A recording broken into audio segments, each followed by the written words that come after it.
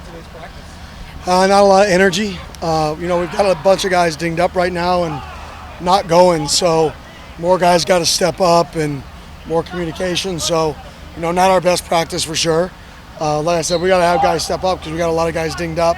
Some impact players that are going to be out, so we got to be ready to overcome that and go face a really, really good football team on the road. You have that injury report that will come out later today. Given what you're saying there, is there any certain positions that you're concerned about? Yeah, X is going to be out for the game probably the next few weeks.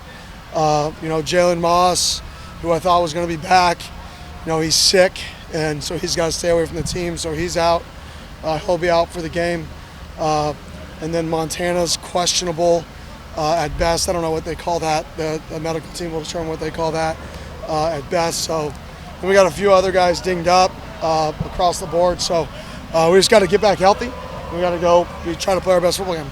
Training some guys in some different roles in the secondary as part of that. How's that coming along? My biggest thing is you play the best 11. I don't care if you play one call the entire game on offense or defense. You have a pass play and a run play, and you play one defense. You get your best 11 on the field.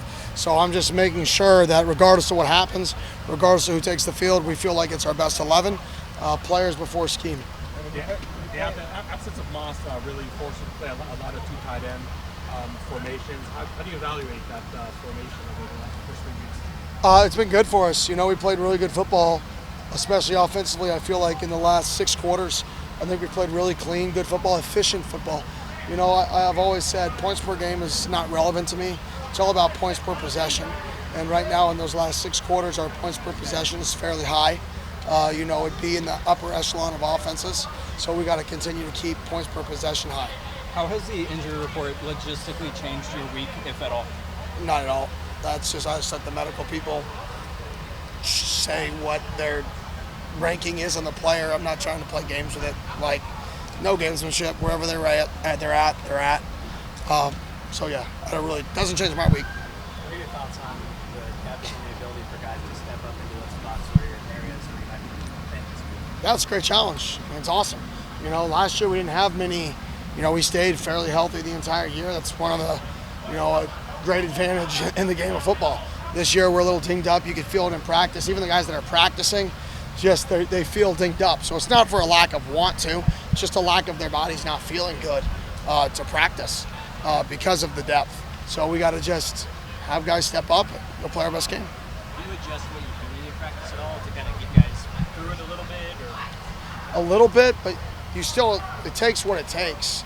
So naturally, guys are going to lower themselves to what they can do.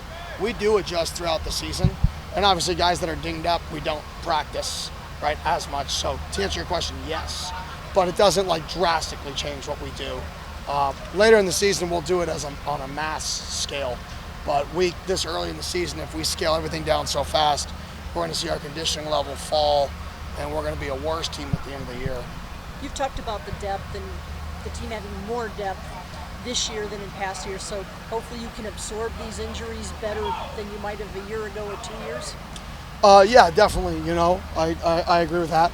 You still never want guys to go down. You never want to be in this scenario, but it is what it is.